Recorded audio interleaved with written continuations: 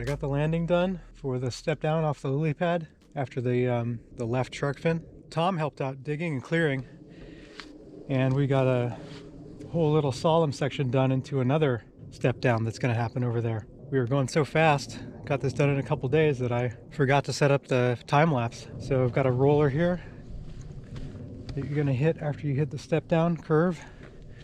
Hit a banked roller, so kind of like almost a hip transfer roller. You'll get a lot of your turning done just by unweighting over this. And then you hit this right-hander, and I'm predicting probably do a little bit of a slash here to set up for this turn. Nice big berm. Tom helped build most of this up against this tree. Really rail hit into this berm.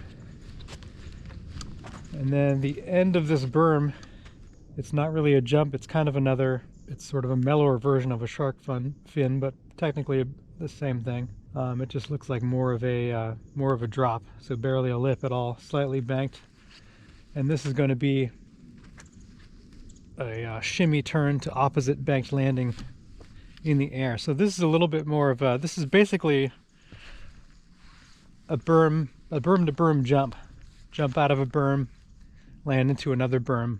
But it's like a Picasso version of that. It's sort of abstract. So this is going to be quite a step down into this clearing. There's a big perimeter of trees. I'm banking on that being a big, rich, deep cache of dirt.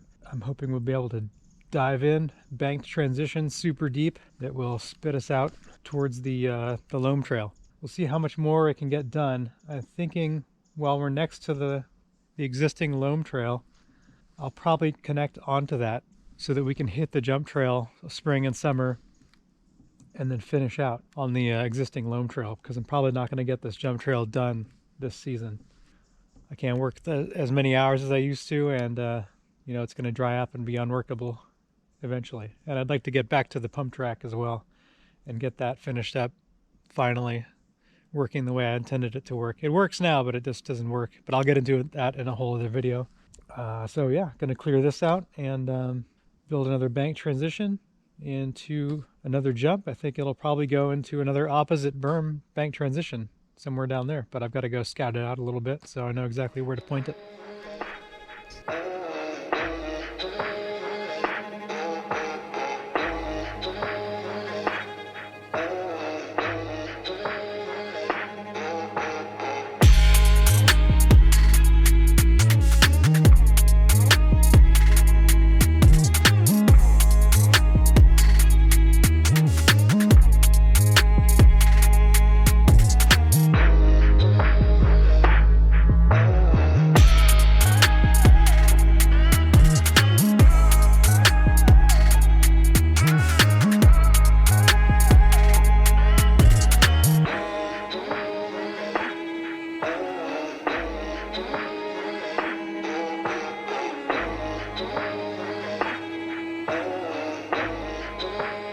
Alright, after Davey came up and chopped up these logs, I came back up and stacked them up and started piling up the landing.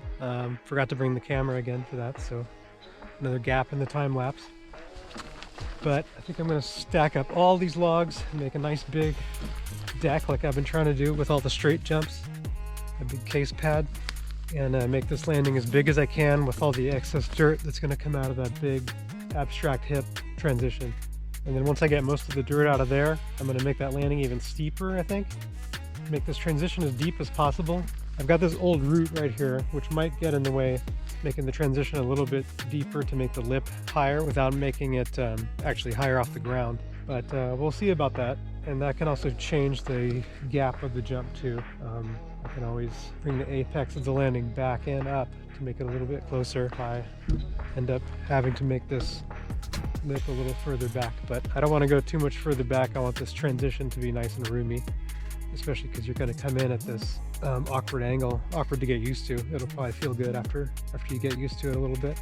And yeah, and then after this I've walked down, scouted a little more out. I know a little bit more about where the trail's going to go, and we're almost down to where I've walked before and kind of paced sections out where it's going to get real bank transition, berm to berm, back and forth slalom jumps. So it's looking good.